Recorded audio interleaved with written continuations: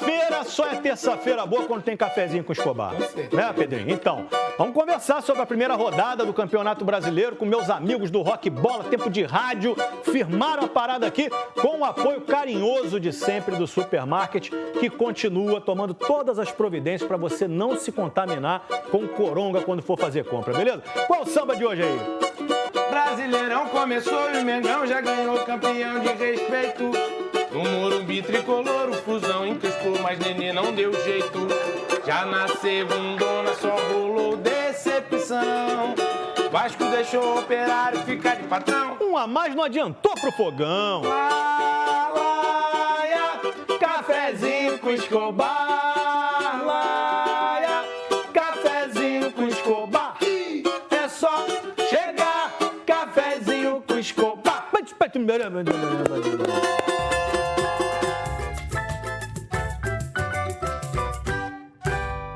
Então, o time já está formado aqui para a gente conversar sobre a primeira rodada. Começou o Campeonato Brasileiro Série A, começou o Campeonato Brasileiro Série B também. Estão aqui os amigos Lopes Maravilha representando o Botafogo, Vaguinho representando o Vasco, Tavares, Flamengo, Tony Platão, Fluminense. Eu vou começar falando do Mengão em busca do tri. Gabigol foi pro banheiro, o Senna entrou em desespero, teve que bater o martelo. Pedro do cabelo amarelo, Pedro do cabelo amarelo. Começou a arrancada para o tri, Tavares. Sim, Escobar, claro, pô, já somos favoritos. O único adversário do Flamengo é a desvalorização do real, né, cara? Porque qualquer timeco lá da Europa vai chegar aqui e vai levar, 6-1 é sacanagem, vai levar qualquer jogador do Flamengo aqui, leva o time todo. O jogo foi um massacre, principalmente no segundo tempo. O primeiro tempo foi um jogo igual ali. Tony Platão, eu percebi que você discordou da afirmação aí do Tavares. A voz do povo é a voz de Deus, e a voz do povo elegeu o goleiro do Flamengo melhor em campo. Então isso é uma loucura, é muita loucura. E vocês podiam incluir no cabelo amarelo, Tavares no mundo paralelo. Tavares, só você viu, né? Ele viu o outro jogo. São Paulo do professor Crespo tava achando que ia ganhar, mas o Flu chegou jogando duro. Teve a chance de consagrar. Nenê bate aí, Nenê bate aí. Pra quê? Pra fazer um gol. Penal, é uma loteca. O Vasco segurou a peteca. Você ficou indignado com a postura dos atletas do São Paulo, que não deixaram o Nenê se posicionar. Olha, Escobar, a única vez que eu tinha visto isso foi na quinta série. Mas saiu uma briga na pelada do colégio que nunca mais aquilo foi repetido. E absurdo também é o Nenê, maduro, feito entrar naquela pilha, né? Tinha que ter dado um bico no meio do gol. Tony Platão tá parecendo o meu dedão, maluco, aqui, ó. Sacanagem, não. Dá um close aí, dá um close do Platão. Se botar um óculos no dedão, maluco, aqui, tá igualzinho lá. Oi, Tony, Botafogo ficou no 1-1. Empatar com a mais é incomum. Botafogo ficou no 1-1. E o chamusca que quebra esse jejum. Faz um balanço pra gente aí, Lopes. Faz um balanço esse pra aqui, gente aí. Esse aqui tá bom? Esse aqui? Tá maneiro, esse tá aqui, balanço. Todo treinador quer isso, né? Quer semana livre pra treinar. O Botafogo tem semana livre pra treinar e toma um gol.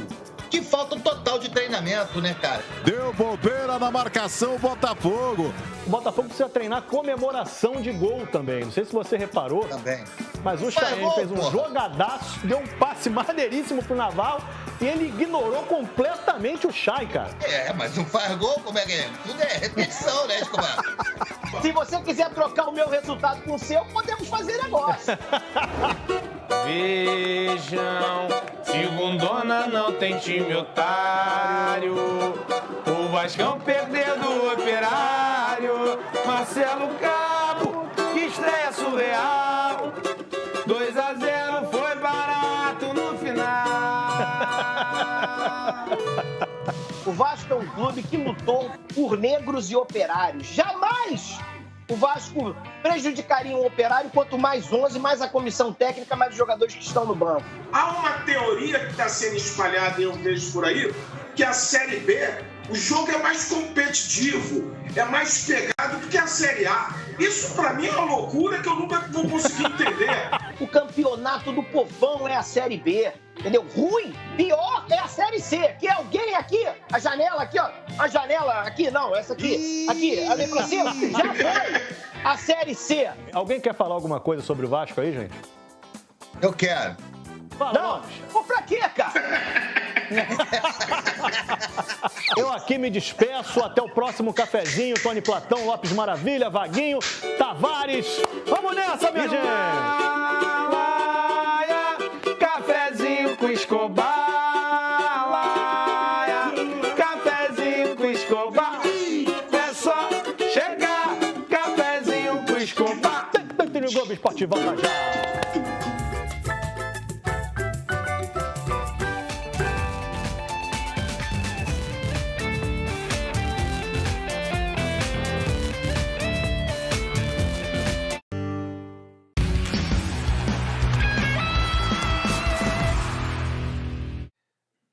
Boa tarde pra você. Ó, sexta-feira tem Brasil e Equador pelas eliminatórias da Copa do Mundo ao vivo na Globo, hein? Depois de Império, vou conversar com o Bruno Cortes, que segue acompanhando a seleção.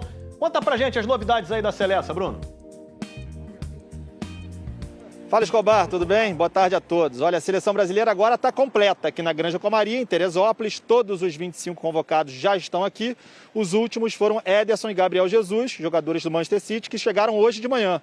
E aí, no treino da tarde, o técnico Tite já deve ter todos à disposição em campo, com exceção do Thiago Silva. Esse está aqui, mas está fazendo tratamento, já fazendo a recuperação da lesão na coxa, para poder estar à disposição do Tite para a Copa América, não nos jogos das eliminatórias. Então, nesse primeiro jogo das eliminatórias, dia 4, contra o Equador, o Tite tem 2 desfalques. Um é o Thiago Silva, vamos ver quem entra ali na zaga, né? Pode ser o Militão, o Rodrigo Caio ou o Felipe, para formar a zaga com o Marquinhos, que é titular. E tem também o Douglas Luiz, que não joga, está suspenso. Então pode entrar ali no meio campo, por exemplo, um Paquetá ou um Fred. São algumas opções do Tite ali para escalar o meio campo. Tá bom, Escobar? Um abraço.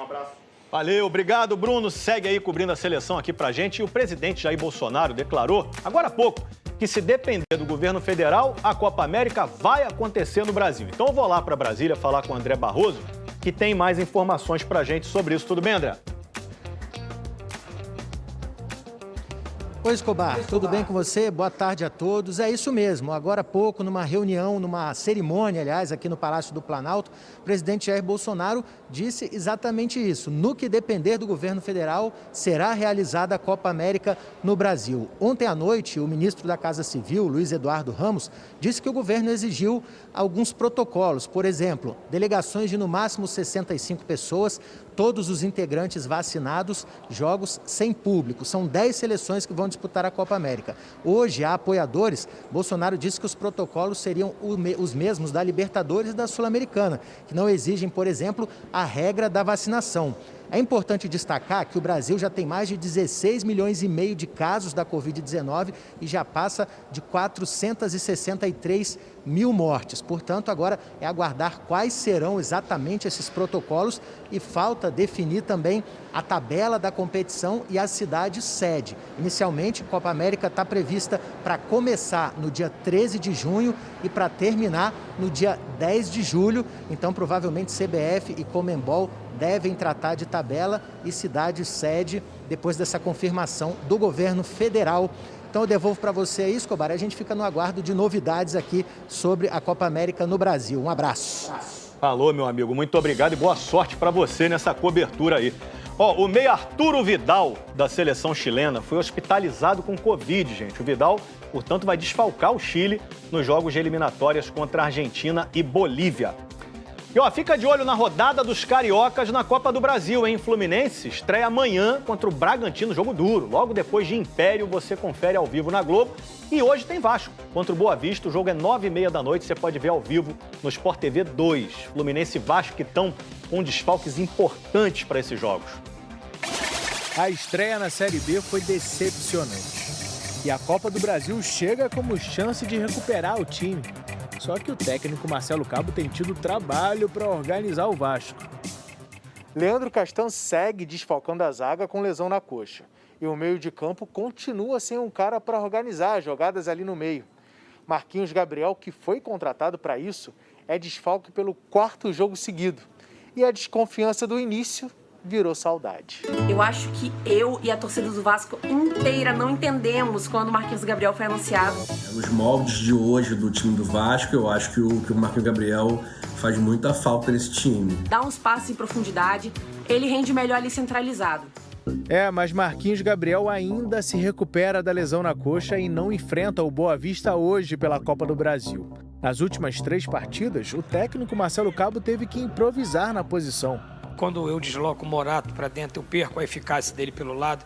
Quando eu desloco o Peck por dentro, eu perco a eficácia dele por dentro. A outra opção de Marcelo Cabo seria o Sarrafiori, que chegou há pouco tempo e ainda precisa de ritmo de jogo. Vai ter que usar muita criatividade dele para fazer um time competitivo. Se não vai na técnica, vai na raça. Só a qualidade técnica ela não vai ser o suficiente para vencer os jogos.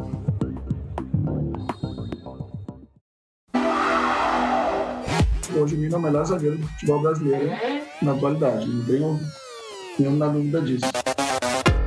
Roger Machado, mas de que adianta tanto talento tão longe de casa? Nino está com a seleção olímpica agora, vai passar 9 dias longe do Fluminense. Está fora da segunda rodada do Brasileirão contra o Cuiabá e da partida de ida do mata-mata da Copa do Brasil contra o Bragantino. A chance de ele estar em campo na partida de volta, quarta-feira que vem, é pequena. Enquanto isso, Manuel, David Braz e Matheus Ferraz são opções. Em enquete no GE. Globo, David Braz e Manuel lideram a preferência da torcida. A escolha do Roger vai ser conhecida amanhã, só que esse não é o único problema. Casares é mais um desfalque certo, já que foi convocado pela seleção do Equador e não pode jogar pelo Fluminense na Copa do Brasil, porque já atuou na competição pelo Corinthians.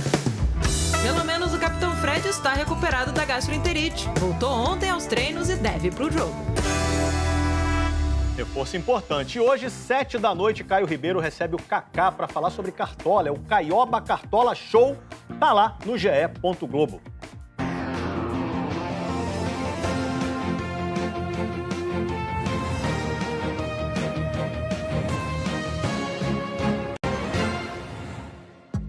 Tá aí a seleção da primeira rodada do Cartola. 3 jogadores do Bragantino, que meteu 3-0 na Chapecoense. O goleiro foi o Thiago Volpe, do São Paulo, que pegou pênalti contra o Fluminense. E o Tassiano, do Bahia, foi o maior pontuador da rodada. 2 gols na vitória sobre o Santos e 18 pontos no Cartola. E tem podcast muito legal estreando hoje, é o Legal, com Luiz Carlos Júnior e Lédio Carmona, uma análise da primeira rodada do Brasileirão. Tá lá, ge.globo/legal.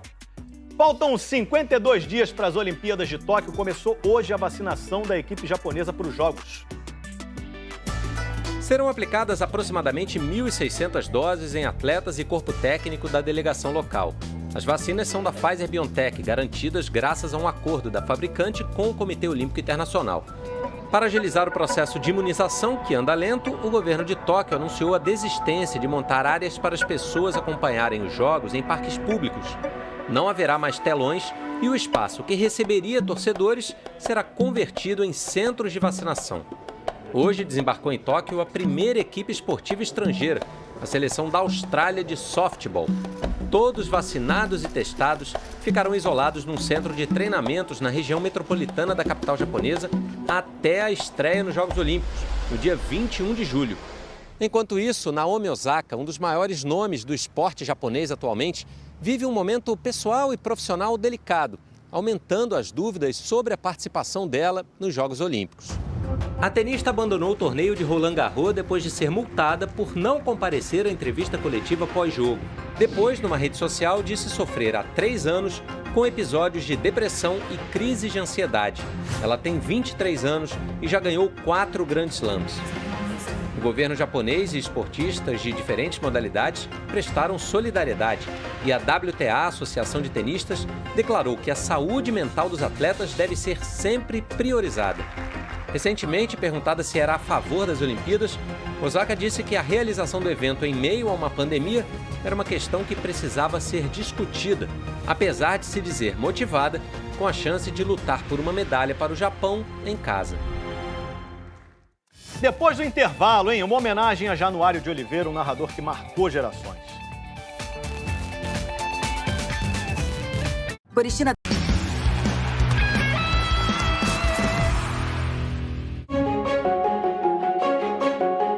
Uma voz, mas não era qualquer voz. Bateu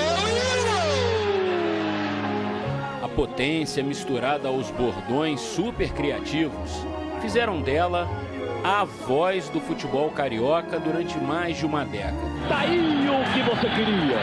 Bola rolando no Maracanã, começa a decisão do Campeonato Carioca.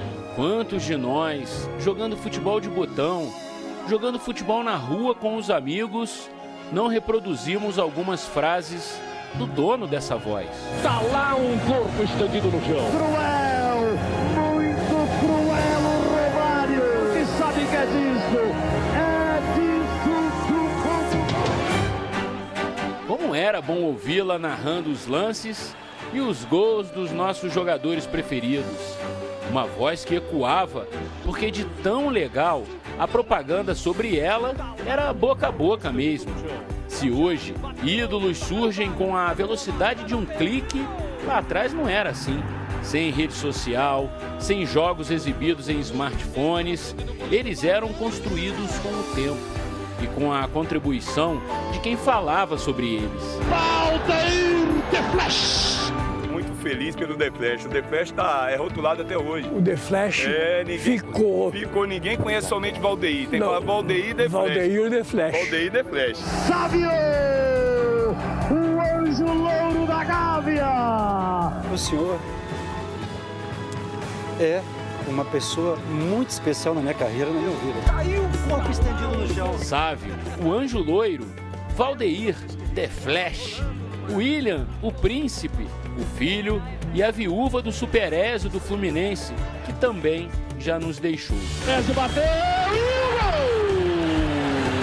Super Ezio! Super-herói é pra isso! Representando gerações de jogadores e torcedores, eles estiveram no Maracanã com o dono dessa voz 2 anos atrás. Super Ezio, super-herói é pra isso. Foi a última visita dele ao estádio e eu fui um espectador privilegiado desse encontro de criador e criaturas. Aí o que vocês queriam? Bola rolando no Maracanã. Talvez você não tenha reparado, mas não falamos quem é o dono da voz que estamos homenageando.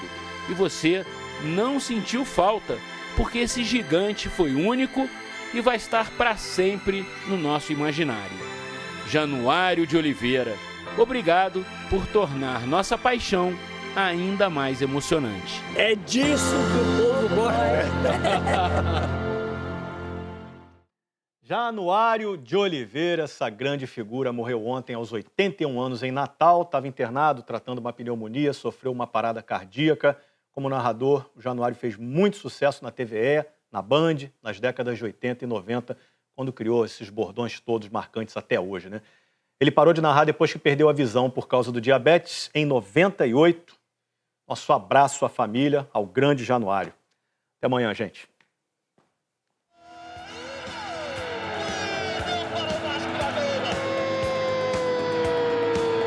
Valdeir The Flash! O Thiago Louro tá visando no Flamengo! Ezio bateu!